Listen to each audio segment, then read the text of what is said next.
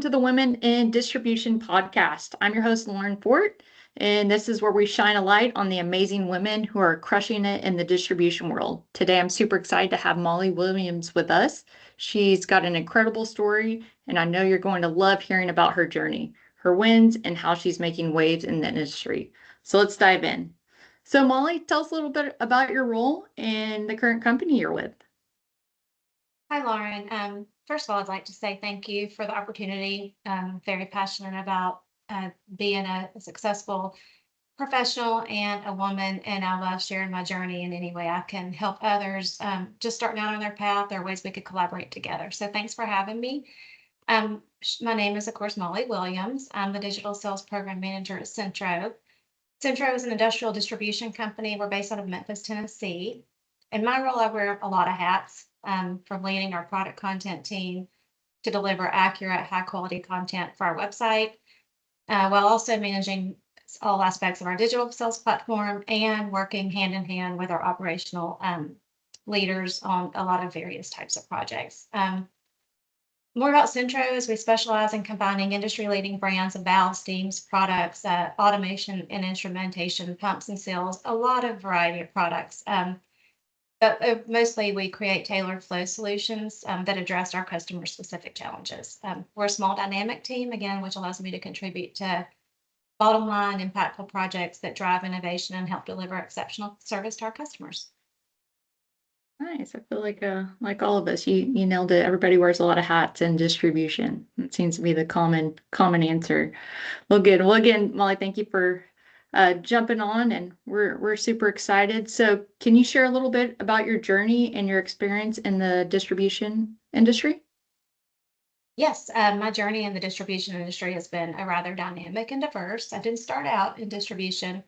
After graduating from Auburn University with a degree in management information systems, I started my career as a programmer and then transitioned into roles such as systems analyst, business analyst, project manager, and then into a director of project management role for a technology company. One of the great things about working in technology is its versatility. It's pretty much the foundation of every industry.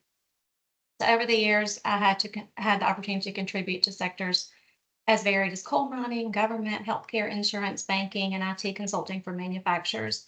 I officially stepped into the world of distribution when I became the product owner for Motion Industries e-commerce site. And while I had some exposure early in my consulting career, this role is where it allowed me to dive deeper and truly understand the unique challenges and opportunities of the industry. I found it extremely rewarding to blend my technology background with operational and customer-driven aspects of distribution. It's a dynamic and evolving field, I've learned, and the products are actually so complex and technical in the industrial distribution industry. So it's a perfect combination. I've really enjoyed leveraging technology to drive that innovation and create value, and it's just been a perfect combination. Perfect. You said you graduated from Auburn. Yes, Auburn University. You guys had a big game this weekend. We did. We won't talk about this one though. Let's move on. Basketball. We can talk basketball. Talk about hey, Yeah. don't worry, I'm a Sooner, so we've had a rough Yeah. season too, but we got Alabama for you. Thank you. Please do. All right. So next question I got for you is, so the distribution industry is traditionally male dominated. How have you navigated challenges or biases as a female leader, and what advice would you give other women aiming for leadership roles in similar environments? Yeah, the distribution industry is much like technology. It's traditionally been male dominated and it can present unique challenges for women. For me, navigating this environment has been about focusing on just trying to stay focused on, core values, mostly building credibility through expertise, delivering results, and then fostering trust. Uh, Credibility doesn't happen overnight. It's earned through consistently demonstrating knowledge, delivering on commitments, and adding value in meaningful ways. So it takes patience. I found that diving deep into understanding the business, the products, the needs of customers has been essential, which my consulting background really prepared me for that. Because you go from industry to industry, the one consistent factor has been I just take that same approach, and it's allowed me to be successful in any industry, even more so in male-dominated industries. And then trust is the foundation of effective leadership. Once read a book, Trust by Stephen Covey, The Speed of Trust, and it made a big difference in my leadership and how I valued trust and how to approach it and what it meant. But overall, whether it's with coworkers, teams, or customers, I found that being authentic and not being afraid to show vulnerability can be incredibly powerful in establishing trust, realizing that everybody's human. Um, and you just approach that in that way and make sure to just be vulnerable and admitting when I don't have all the answers or asking for help is open doors to collaboration and stronger relationships. Also, early in my career, I realized I was holding myself back. I was hesitant to fully lean in, afraid of making mistakes or overstepping. I think that's a lot of women. You know, we're just made like that. We're raised like that. And then a mentor, without even telling me she noticed it in me, was very thoughtful in her approach. She gave me the book called Lean In by Sheryl Sandberg. I don't know if you've read it, but I'm with this, not. she helped me see the value of embracing opportunities and taught me how to lean in with confidence and purpose. That lesson was life changing. It also taught I was respectful, but I could still lean in. It taught me that, and I was holding myself back by pulling back a lot at times. So overall, taught me that leadership isn't about perfection, which I'm the ultimate chronic perfectionist. It's about being present, taking risk, and learning as you go. That other women aspiring to leadership roles, my advice is basically don't be afraid to lean in and take on challenges even when they feel overwhelmed.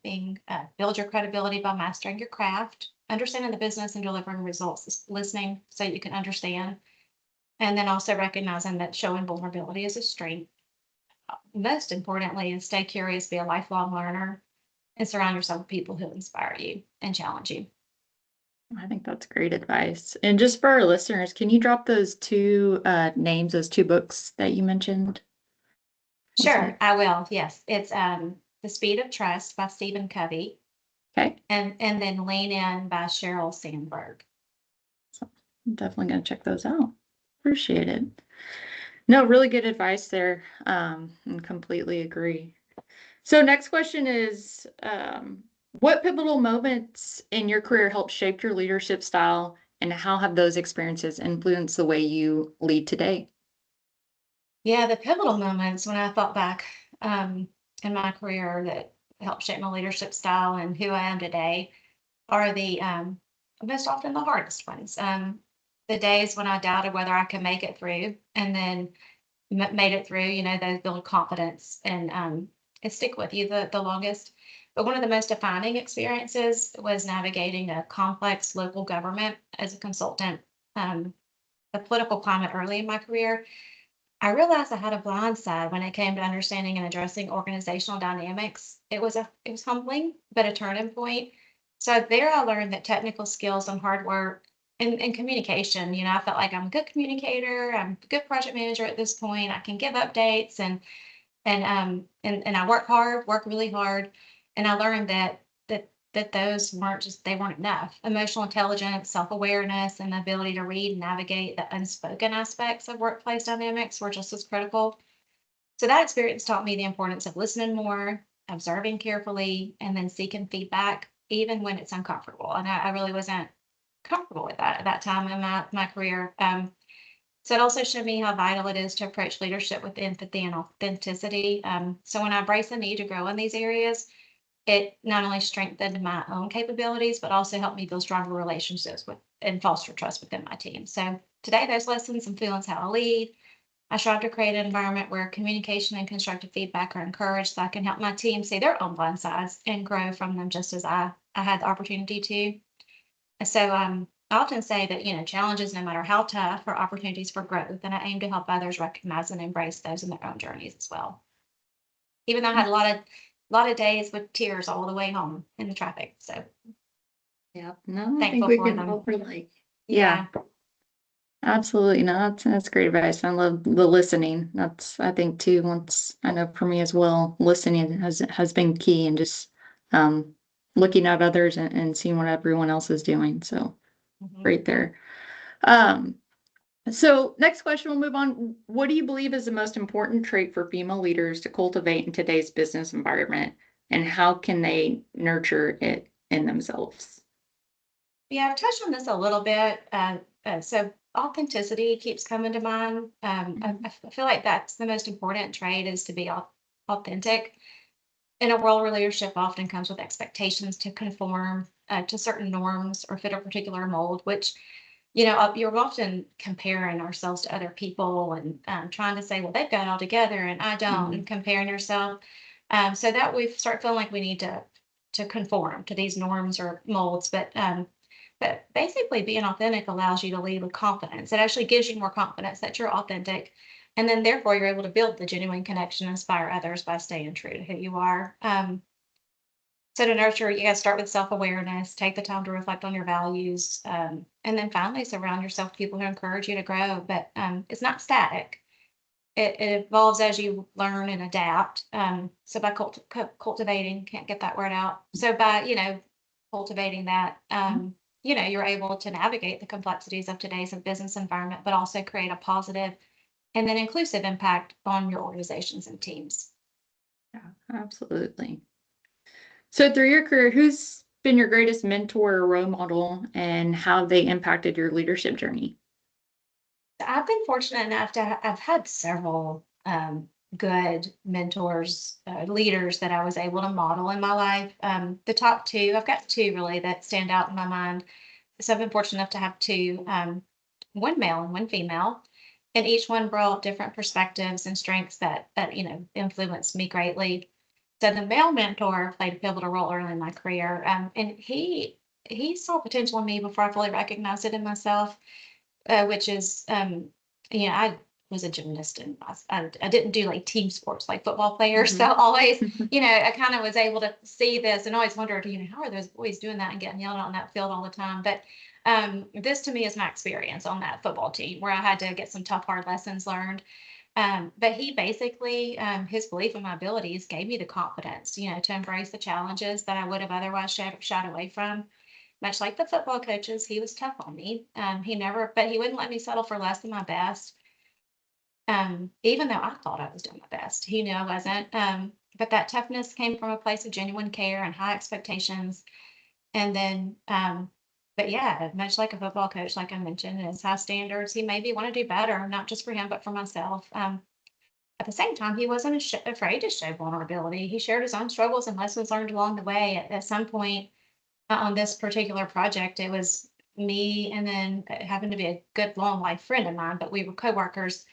And he actually mentioned how he just realized after working with us that he had some pre-established biases towards, young women that he didn't realize he had. And he apologized to us, but it was really a neat relationship. So that showed me how he was willing to be vulnerable, self-aware. He was hard on me, but it also taught me the value in that and a leader. On the other hand, my female mentor, she provided an example of how she's the one that gave me the book that I mentioned. So she showed me the vulnerabilities of strength, not a weakness, and that the importance of leading in.